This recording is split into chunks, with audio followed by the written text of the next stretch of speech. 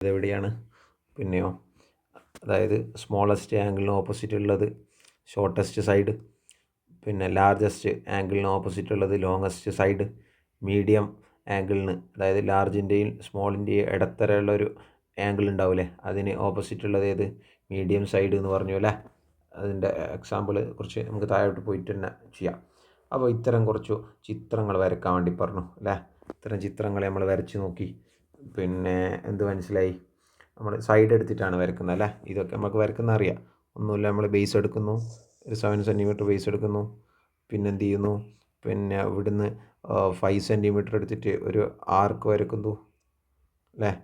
ഒരു ആർക്ക് വരക്കുന്നു, 5 സെൻറ്റിമീറ്റർ എടുത്തിട്ട് ഒരു ആർക്ക് വരക്കുന്നു. പിന്നെയോ പിന്നെ ഇവിടുന്ന് ഒരു 4 സെൻറ്റിമീറ്റർ എടുത്തിട്ട് ഒരു ആർക്ക് വരക്കുന്നു. എൻ്റെ ഈ ആർക്ക് പിന്നെ യോജിക്കുന്ന ഒരു സ്ഥലത്തുനിന്ന്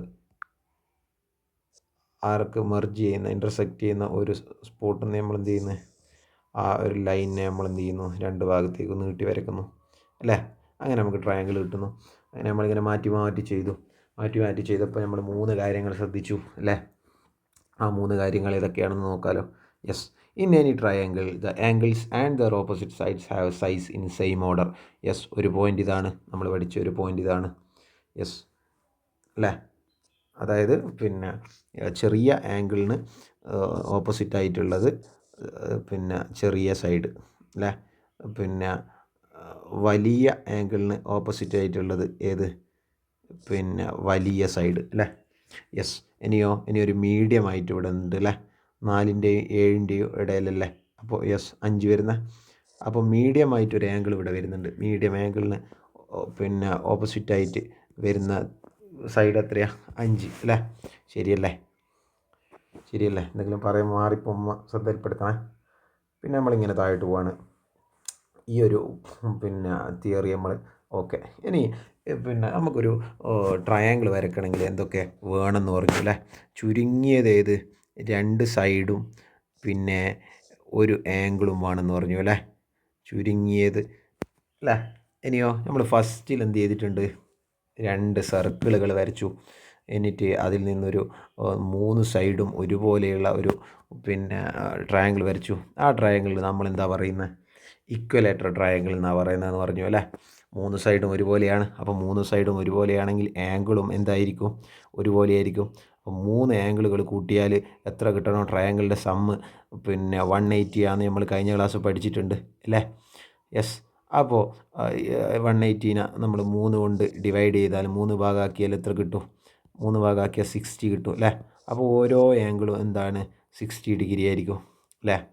3 സൈഡും ഈക്വലാണ്, ആംഗിളുകൾ 60 ആണ്. അത് നമ്മൾ മനസ്സിലാക്കിയല്ലേ. ഇനി നമ്മൾ പിന്നെ ഇങ്ങനെ 6, 2, 3 അങ്ങനെ 3 പിന്നെ മെഷർമെൻറ്റ് തന്നു. ഇത് ഉപയോഗിച്ചിട്ട് വരയ്ക്കാൻ വേണ്ടി പറ്റുമോ? നമ്മൾ ശ്രമിക്കുന്നു. ഒന്ന് ശ്രമിച്ചു നോക്കൂ. പറ്റുമോ? ഇല്ല. എന്തുകൊണ്ട് പറ്റൂല? നമുക്ക് നോക്കാം. കുറച്ചുകൂടി താഴോട്ട് പോട്ടെ. യെസ് ഇവിടെ പറയുന്നുണ്ട് അല്ലേ. ഇത് നമ്മൾ പറഞ്ഞൊരു കാര്യമാണല്ലേ, നമ്മൾ കണ്ടെത്തിയൊരു കാര്യമാണ്. The sum of the length of the 2 smaller sides of A triangle is more than the length of A greatest side. അതായത് ഒന്നുമില്ല, നമുക്ക് ഫസ്റ്റ് ഇവിടെ വരച്ച ചിത്രങ്ങൾ വരച്ചതിൽ പോവാം അല്ലേ. ഇവിടെ നമ്മൾ ചിത്രങ്ങൾ വരച്ച ഒരു ഇതിൽ നിന്ന് തുടങ്ങാം. അതായത് ഇതിൻ്റെ ലോങ്ങസ്റ്റ് സൈഡ് ഏതാ? 7 സെൻറ്റിമീറ്റർ അല്ലേ. ഈ ലോങ്ങസ്റ്റ് സൈഡ് എന്ന് പറയുന്നത് എപ്പോഴും എന്ത് ചെയ്യണോ? പിന്നെ അതായത് ഈ ചെറിയ 2 സൈഡുകൾ ഏതാ? 4ഉം 5ഉം അല്ലേ. 5ഉം 4ഉം കൂട്ടിയാൽ എത്ര കിട്ടുക? 9 കിട്ടും അല്ലേ. ഈ മൂന്നാമത്തെ സൈഡ്, അതായത് ലോങ്ങസ്റ്റ് ആയിട്ടുള്ള സൈഡിനേക്കാളും കൂടുതലായിരിക്കണം ആര്? പിന്നെ നമ്മളെ ഈ ചെറിയ 2 ഷോർട്ടസ്റ്റ് സൈഡുകൾ കൂട്ടിയാൽ കിട്ടേണ്ടത്. അപ്പോൾ നമ്മൾ ലെസ് ദാൻ്റെയും ഗ്രേറ്റർ ദാൻ്റെയും ചിഹ്നങ്ങളെ പറ്റി പറഞ്ഞു അല്ലേ. ഈ തുറന്ന ഭാഗത്ത് കൂടുതൽ, ഈ ക്ലോസ്ഡ് ഭാഗത്ത് കുറവാണ് വരിക എന്നൊക്കെ പറഞ്ഞു അല്ലേ. അങ്ങനെയാണെങ്കിൽ നമുക്ക് ഇങ്ങനെ പറയാം അല്ലേ. Sum of the shortest sides, അതായത് 5ഉം 4ഉം, അത് ഓൾവേസ് ഗ്രേറ്റർ ദാൻ എന്തിന് ഗ്രേറ്റർ ആയിരിക്കും? ഇതിലുള്ള വലിയ സൈഡിന് അല്ലേ. അപ്പോൾ അങ്ങനെയാണെങ്കിൽ നമുക്ക് ഇവിടെ ഒന്ന് നോക്കാം. ഇവിടെ ലോങ്ങസ്റ്റ് സൈഡ് ഏതാ? 6. അപ്പോൾ 6. ഇനിയോ ഷോർട്ടസ്റ്റ് 2 സൈഡുകളുണ്ട്. ഷോർട്ടസ്റ്റ് ആയിട്ടുള്ള 2 സൈഡുകൾ ഏതാ? 3ഉം 2ഉം. ഈ 3യും 2വും കൂട്ടിയാൽ 6-നേക്കാട്ടും വലുതാവുമോ? 3യും 2വും കൂട്ടിയാൽ 6-നേക്കാളും വലുതാവുമോ? ഇല്ല അല്ലേ? 3യും 2വും കൂട്ടിയാൽ 5 അല്ലേ കിട്ടൂ. അപ്പോൾ 5 എന്താണ്? 5 6-നേക്കാളും കുറവാണ് അല്ലേ? അങ്ങനെ പറ്റൂല, കൂടുതലാണ് വരേണ്ടത് അല്ലേ? കൂടുതൽ വരണം. 3യും 2വും കൂട്ടിയാൽ നമുക്ക് എന്താ കിട്ടുക? 5 കിട്ടുക അല്ലേ? 5 കിട്ടി. 5 ഇത് ഇതായി പോന്നടാ. ഓക്കെ, അപ്പോൾ ഒന്നുമില്ല, മൂന്നാമത്തെ ലോങ്ങസ്റ്റ് സൈഡിനേക്കാളും കൂടുതലായിരിക്കണം ഏത് വാല്യൂ? 2 ഷോർട്ടസ്റ്റ് സൈഡുകൾ കൂട്ടിയാൽ. അത്രയേ ഉള്ളൂ. അല്ലെങ്കിൽ നിങ്ങൾ വരച്ചിട്ട് നോക്കിയാൽ നമുക്ക് മനസ്സിലാവും അങ്ങനെ ഒരു ട്രയാങ്കിൾ വരയ്ക്കാൻ വേണ്ടി പറ്റൂല എന്നുള്ളത്. ഇതൊരു ഇക്വലേറ്റർ ട്രയാങ്കിളാണ്. ഒരു 3 സെൻറ്റിമീറ്റർ ഉള്ള ഒരു ഇക്വലേറ്റർ ട്രയാങ്കിളാണ്. ഒരു 3 സെൻറ്റിമീറ്റർ ഉള്ള, ഇതൊരു 3 സെൻറ്റിമീറ്റർ ഉള്ള, ഇതൊരു 3 സെൻറ്റിമീറ്റർ. 3 സൈഡും 3 സെൻറ്റിമീറ്റർ ആണെങ്കിൽ അതിൻ്റെ ആംഗിൾ എത്രയായിരിക്കും?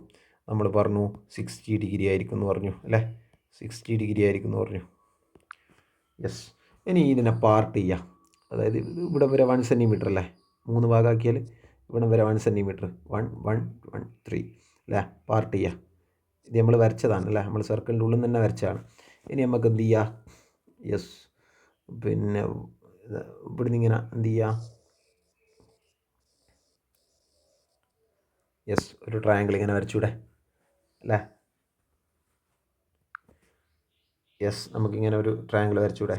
ഇങ്ങനത്തെ കുറേ ജോമെട്രിക്കൽ ചാർട്ടൊക്കെ കൊണ്ടുവന്ന കുട്ടികളുണ്ടല്ലേ? നമ്മളെ ശാസ്ത്രമേള വരുന്നുണ്ടല്ലേ? അതിൽ ഗണിത ശാസ്ത്രമേളയിൽ എന്ത് വേണോ? ജോമെട്രിക്കൽ ചാർട്ട് വേണം. അത് ഈ ഒരു 4 പിന്നെ എന്താണ്, ഈ ഒരു 4 ക്വസ്റ്റ്യൻസ് ഹോംവർക്കായിട്ട് തന്നിട്ടുണ്ടല്ലേ? ഇതൊന്ന് ചെയ്യാൻ വേണ്ടിയിട്ട് ശ്രമിക്കണം അല്ലേ? യെസ്, ഈ ഒരു 2 ഫിഗറും പെട്ടെന്ന് വരക്കാൻ വേണ്ടി പറ്റൂലേ? ഒരു സ്ക്വയർ വരച്ചിട്ട് എങ്ങനെയും വരയ്ക്കാം, ഓരോരുത്തരുടെ സ്റ്റൈലിൽ വരക്കാം. പിന്നെ ഇവിടുന്ന് 6 സെൻറ്റിമീറ്റർ എടുത്ത്, ഇവിടുന്ന് 6 സെൻറ്റിമീറ്റർ എടുത്ത്, അങ്ങനെ 4 സൈഡിൽ നിന്നും അങ്ങനെ ചെയ്യാം. എന്നിട്ട് ഇത് തമ്മിൽ എന്ത് ചെയ്യുക?